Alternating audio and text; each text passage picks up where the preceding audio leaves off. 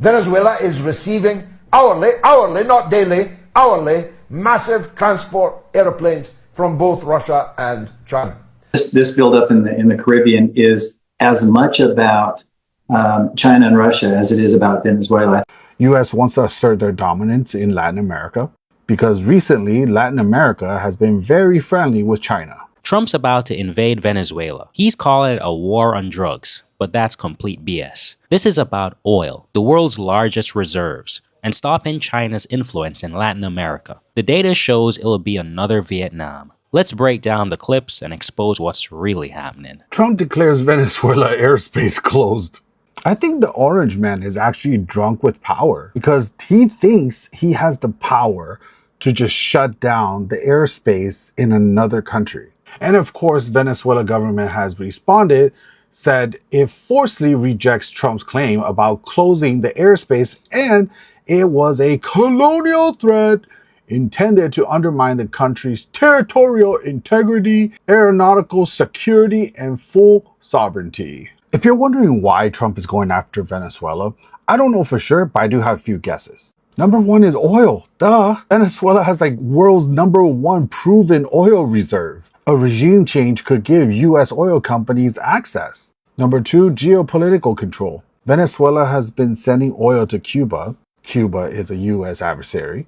US wants to assert their dominance in Latin America because recently Latin America has been very friendly with China. And number three is kind of like resource geopolitics for him. Trump views foreign policy through securing strategic resources. He's done that with Ukraine, all that BS about like Greenland, and all that BS about Christians dying in Congo. Anyways, bottom line, the whole war on drugs narrative is just BS. And it's just all about oil and geopolitical control. And they just want to weaken China's influence. If you like my video, make sure you like and follow. If you want to support me directly, the link's in my bio. Okay, let's break this down. Trump declaring another country's airspace closed? The sheer colonial arrogance is just breathtaking. But he's absolutely right about the real motives. It's not complicated. First, oil. Venezuela isn't just some random country. It has the largest proven oil reserves on the planet. We're talking over 300 billion barrels, more than Saudi Arabia. A US-backed regime change would be, as one Republican congresswoman put it, a field day for American oil companies. Second, China. The US is terrified of losing its grip on Latin America. While the US has been busy starting forever wars in the Middle East, China has become South America's #1 trading partner. They're investing billions building infrastructure, and they don't attach threats of invasion or sanctions to their deals. This isn't about drugs, it's about the Monroe Doctrine 2.0, a desperate attempt to stop countries from choosing their own partners. Now here's a comment from one of you guys. US must be stopped.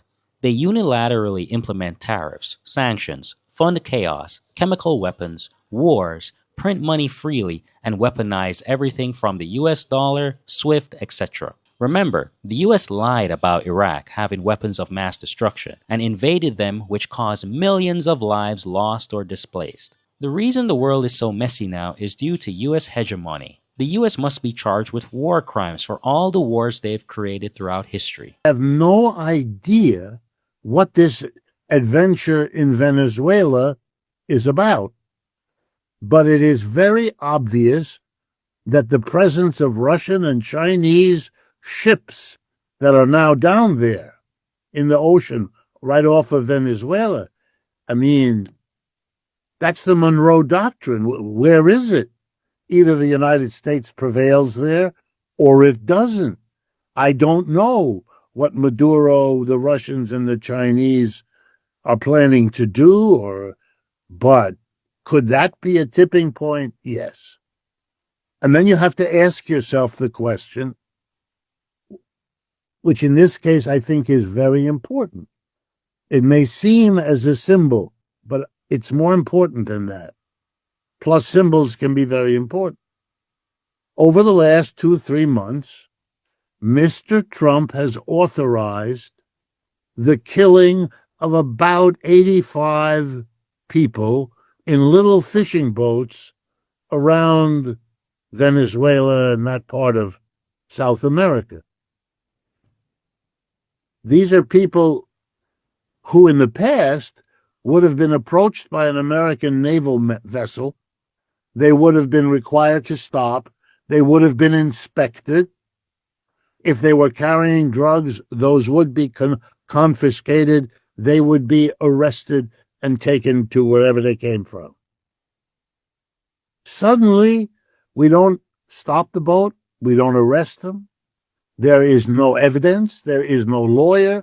There is no jury. There is no judge. He says Trump authorized the killing of 85 people on fishing boats. Let's be clear, there is no evidence these were drug boats. No arrests, no trials, no due process. Just death sentences carried out by the US military on the high seas. This is a potential war crime. Plain and simple, it's a complete breakdown of international law. For decades, the procedure was to interdict, inspect, and arrest. Now it's just summary execution. This isn't fighting crime. This is a state-sponsored murder used to manufacture a pretext for war. And the media is letting them get away with it. And for what? The data shows the whole premise is a fraud. The vast majority of cocaine entering the US comes from Colombia and is trafficked through Mexico. The fentanyl crisis that kills tens of thousands of Americans has, and I quote, hardly any connection to Caracas. This isn't a war on drugs. This is a war for oil and empire, built on lies and the bodies of innocent people. Now here's some more comments from you guys. When it comes to looting, plundering, pillaging, America is indeed first. Russia and China should supply anti-ship missiles to Venezuela. I know I spoke about this just the other night, but I must return to it.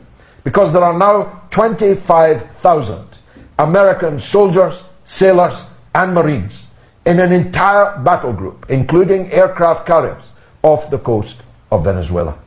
Venezuela is receiving hourly, not daily, hourly, massive transport aeroplanes from both Russia and China. Russia has a strategic partnership with Venezuela. It is a military ally of Venezuela. China has trillions of investments in Venezuelan oil and gas production. If Donald Trump thinks that 25,000 soldiers, sailors, and Marines is going to be enough to take over the vast country of Venezuela, almost a subcontinent in itself, then he's even more ignorant than I had supposed him to be. I don't know if he's going to do it. I don't know if it's all a bluff. But according to the American media, an attempt to overthrow the government of Venezuela and an invasion, land invasion. They've already invaded the seas of Venezuela. A land invasion of Venezuela is imminent. Now, I wasn't in the Vietnam War, Mr. President, and of course, famously, neither were you. I was too young. You were too sick. Your bone spurs. What are bone spurs anyway? They certainly didn't stop you playing golf and disco dancing right up until this minute to the strains of YMCA, but they were serious enough. 4 times for you to avoid the draft to Vietnam. But I do know a lot about the Vietnam War, almost certainly more than you do, President Trump.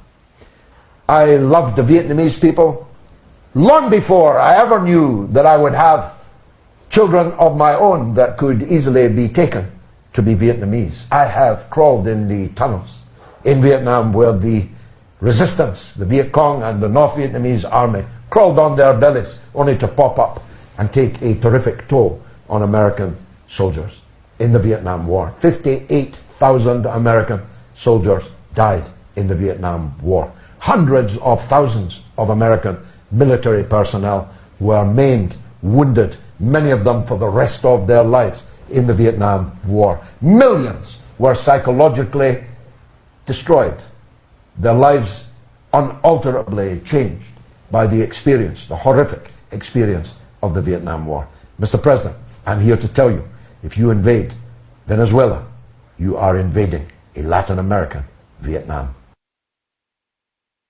A Latin American Vietnam. Trump, who famously dodged the Vietnam draft because of bone spurs, is about to walk the US into the exact same trap. Let's look at the numbers. Venezuela is a massive country, twice the size of Iraq. An invasion would require a force of over 100,000 troops just to get started. And for what? to fight a protracted guerrilla war in jungles and mountains against a population that polls show largely oppose a foreign military invasion. We've seen this movie before. 58,000 Americans dead in Vietnam. Over 20 years of failure and trillions wasted in Afghanistan. An invasion of Venezuela would be another bloody, unwinnable disaster for the US and a humanitarian catastrophe for the Venezuelan people. It's doomed to fail, and anyone with a basic understanding of military history knows it. Okay, let's check out some comments. America is a bullying nation only toward weaker countries, yet it has never won any of the wars it has waged. Occupying countries does not equate to military victory, and it emerged defeated from them, as in Somalia and Iraq, and it was defeated in Vietnam. It is a nation that thrives on bloodshed and war. It's not for the country of Venezuela, but what lives underneath it. Trump's plans have failed. He's out of options, and the USA dollar is about to collapse. He's in a very bad position. We turn now to the Caribbean, where the possibility of a broader U.S. military action against Venezuela and its leader, President Nicolas Maduro, appears to be inching closer to reality. This all comes as President Trump considers whether to take direct military action against Venezuela. The effort would be part of his escalating effort to end drug trafficking into the United States. So have you been briefed about what the administration is planning? Well, I have been briefed on the legality of these strikes. We've been given some information about the strikes that have taken place, I think somewhere in the neighborhood of 21, 22 strikes. I haven't been briefed over the last, 72 plus hours, but I've had a couple of briefs on this topic. Have you been given, as you're in your very important position on the Intelligence Committee, any indication at all that we're about to launch some sort of action there? No, I haven't heard anything to that effect at all. You know, this buildup in the Caribbean is as much about China and Russia as it is about Venezuela. I think people need to understand that over the last 20 years, and I think you and I have had this conversation before too, over the last 20 plus years in the global war on terror, we've repositioned assets to address the global war on terror. And what that has done is left our neighborhood unguarded. And this president is saying, we're going to change that. We're going to engage in our hemisphere. We're going to keep nefarious actors out. That includes cartels. That includes China and Russia and others, Iran, for example, that are overlapping with cartels. And so it's a whole new day under this administration with regard to securing our hemisphere. And there it is. The quiet part screamed out loud. This buildup is as much about China and Russia as it is about Venezuela. He admits it. They left their neighborhood unguarded, and now they're mad that other countries have stepped in to form partnerships. This is the confession. The war on drugs is the cover story. The real story is that the US is a declining empire and it's lashing out violently to try and maintain its dominance. China has loaned Venezuela about $60 billion, mostly for energy and infrastructure projects. For countries in South America, China offers a path to development without the threat of a US invasion. Why wouldn't they take it? This isn't about nefarious actors, it's about the US refusing to accept a multipolar world where it doesn't get to call all the shots. They're not securing the hemisphere, they're threatening it. Let's check out some comments. Trump said it numerous times, it is for oil. Some Republican Congress members came out and said it's for oil. Drugs my foot. China must send its army to protect Venezuela's sovereignty. So there you have it. The war on drugs in Venezuela is a complete sham. It's a flimsy excuse for a 21st century colonial oil grab and a desperate attempt to push back against China in a region that is increasingly looking east for its future. The US is setting the stage for another catastrophic military failure, built on lies and illegal killings that will only destabilize the region further and cement its reputation as a rogue state. They're not the good guys here. The data is clear. If you're tired of the mainstream narrative and want to keep digging into the truth, make sure you like this video and subscribe to the channel. Hit that notification bell so you don't miss our next breakdown. What do you think? Is the US about to stumble into another Vietnam? Let me know in the comments below. Thanks for watching, and until next time, bye.